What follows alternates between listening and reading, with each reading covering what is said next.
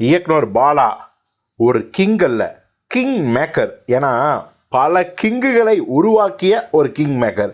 அதாவது இவங்கெல்லாம் தமிழ் சினிமாவில் மேலே வருவாங்களா, ஹிட்டு படம் நடிப்பாங்களா, பெரிய ஹீரோக்காங்களா அப்படிங்கிற அந்த ஒரு துளி எண்ணம் கூட ரசிகர்களுக்கோ சினிமாக்காரங்களோ இல்லாத பல ஹீரோக்களை இவங்க தாண்டா என் ஹீரோ அப்படின்னு சொல்லி அவங்கள இன்றைக்கி தமிழ் சினிமா மட்டும் இல்லை, இந்திய சினிமாலேயே மிக முக்கியமான நடிகர்களாக மாற்றிருக்கிற பெருமை நம்ம இயக்குனர் பாலாவையே சாரும். நான் யாரை பற்றி சொல்கிறேன்னு உங்களுக்கே தெரிஞ்சிருக்கும். ஒரு பக்கம் சேது விக்ரம், இன்னொரு பக்கம் நந்தா சூர்யா. ஆனால் துரதிர்ஷ்டவசமாக பார்த்தீங்கன்னா இந்த இருவரிடமும் பாலாவுக்கு கருத்து வேறுபாடு, கருத்து மோதல், பேச்சுவாதே இல்லையோ அப்படின்னு நினைக்கிற அளவுக்கு பஞ்சாயத்துகள். அந்த வர்மா பட பஞ்சாயத்து விக்ரமுக்கும், அப்புறம் வணங்கான் பட பஞ்சாயத்து நம்ம சூர்யாவுக்கும். ஸோ இதெல்லாம் இருக்கிறதாலேயே இப்போது நம்ம பாலா 25 வணங்கான் படத்தோட ஆடியோ மற்றும் ட்ரெய்லர் லான்ச்சுக்கு சூர்யாவும் விக்ரமும் வருவாங்களா அப்படிங்கிற சந்தேகம் எல்லோருக்குமே எழுந்தது அப்படின்னு தான் சொன்னோம். ஆனால் நாம் சந்தேகத்தை பாதி பொய்யாக்கிற மாதிரி நம்ம சூர்யா மட்டும் கலந்துக்கிட்டாரு, விக்ரம் கலந்துக்கவே இல்லை. அப்படி சூர்யா கலந்துக்கிட்டாலும் கூட அவர் ஏதோ கடமைக்கு கலந்துக்கிட்டாரோ அப்படின்னு நினைக்கிற அளவுக்கு தான் இருக்குன்னு பல பேர் பேசிக்கிறாங்க. ஏன்னா ஆக்சுவலி பார்த்தீங்கன்னா இந்த வணங்கானில் சூர்யா கலந்துக்கிட்டாரு. வந்த உடனே பார்த்தீங்கன்னா கார்லேருந்து இறங்கும் போதே பாலா அவர்கள் சூர்யாவையும் அவருடைய அப்பா சிவகுமாரையும் அப்படியே கட்டி தழுவி அன்போடு பாசமோடு அவரை வரவேற்றார்கள்.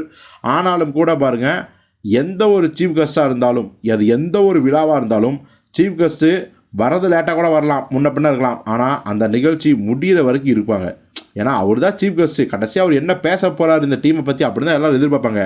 அப்படித்தான் இதற்கு முந்தைய விழாக்களும் இருக்குது. உதாரணம் சொல்லணும்னா கமல் 50 ஆகட்டும், கமல் 60 ஆகட்டும், நம்ம சூப்பர் ஸ்டார் ரஜினிகாந்த் முதல் கொண்டு மலையாள மெகாஸ்டார் மம்முட்டி, மோகன்லால், இன்னும் பல பிரபலங்கள் அந்த நிகழ்ச்சி ஆரம்பத்திலேருந்து கடைசி வரைக்கும் இருந்தாங்க. யோசிச்சு பாருங்கள். அதாவது ஒரு சாதாரணமாக 5 மணி நேரம் 6 மணி நேரம் ஒரே சேரில் ஒரே இடத்துல உட்காந்துருக்காங்க அப்படின்னா அவங்களுக்கான இயற்கை உபாதைகள் வந்தால் கூட போக முடியாது.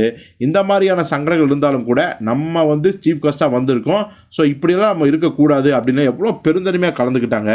அப்புறம் பொன்னியின் செல்வன் ஆடியோ லான்ச்சு பாருங்கள், ரஜினியும் கமலும் சேர்ந்தே கலந்துட்டு கடைசி வரைக்கும் இருந்தாங்க. முதல்ல கடைசியாக தான் போனாங்க. காப்பான ஆடியோ லான்ச்சு கூட பாருங்கள், ரஜினிகாந்த் கடைசி வரைக்கும் இருந்தார். இது மாதிரி நூற்றுக்கணக்கான ஆடியோ லான்ச்சு சொல்லலாம். ஆனால் இந்த வணங்கான படத்துக்கு சூர்யா அவர்கள் 7 மணிக்கு தான் என்ட்ரி கொடுத்தாரு. ஆனாலும் கூட பார்த்திங்கன்னா முதல் ஆளாக மேடையில் பேசிட்டு இறங்கி அவர் பாட்டுக்கும் எல்லோருக்கும் நன்றியையும் வணக்கத்தையும் சொல்லிட்டு போயிட்டே இருந்தார். அதே மாதிரி பார்த்திங்கன்னா என்ன பேசிக்கிறாங்கன்னா, விழாவுக்கு கூப்பிட்டுட்டாங்க, போகாமல் இருக்க முடியாது. சரி, கூப்பிட்ட கடமைக்கு பேசியது போல தான் அவர் மனசுலேருந்து ஆத்மார்த்தமாக பேசினாலும் கூட சீக்கிரம் கிளம்பிடலாம், முழுசாலாம் இருக்க முடியாது அப்படிங்கிற அந்த ஒரு மனதோட சூர்யா இருந்தாரா அப்படிங்கிற ஒரு கேள்வி எழுதிருக்குது. அதே சமயத்தில் சூர்யா ரசிகர் பலரும் நியாயமாக ஒரு இது சொல்கிறாங்க. ஏப்பா, சூர்யா கலந்துக்கிட்டு பாலாவை எப்படி புகழ்ந்தார், இந்த வாய்ப்பும் வாழ்க்கையுமே அவர் கொடுத்து தான் சொல்கிறாரு. ஆனால் விக்ரம் கலந்துக்கவே இல்லை. இன்னும் கலந்துக்கிட்டு வாழ்த்திய சூர்யா ஏதாவது குறை சொல்லணுமேனு சொல்கிறீங்களே, சூர்யாவோட பெருந்தன்மையை பாருங்கள். அவர் தங்கமானவர். இந்த வணங்கான் ரிலீஸ் வரைக்கும் வந்திருக்குன்னா அது காரணமே சூர்யா தான். சூர்யா மட்டும் NOC தரல அப்படின்னா வணங்கான் பற்றி பாலா இந்த படத்தை எடுத்துக்க முடியாது. ஸோ இப்படியெல்லாம் பல கசப்பான விஷயங்களை தேவையில்லாமல் தோண்டி எடுக்கிற மாதிரியான பதிவுகளை போடாதீங்க நண்பர்களே அப்படின்னு சொல்லி நியாயமாகவும் கேட்டுக்கோங்க. அவங்களோட பேச்சிலையும் நியாயம் இருக்கத்தான் செய்யுது.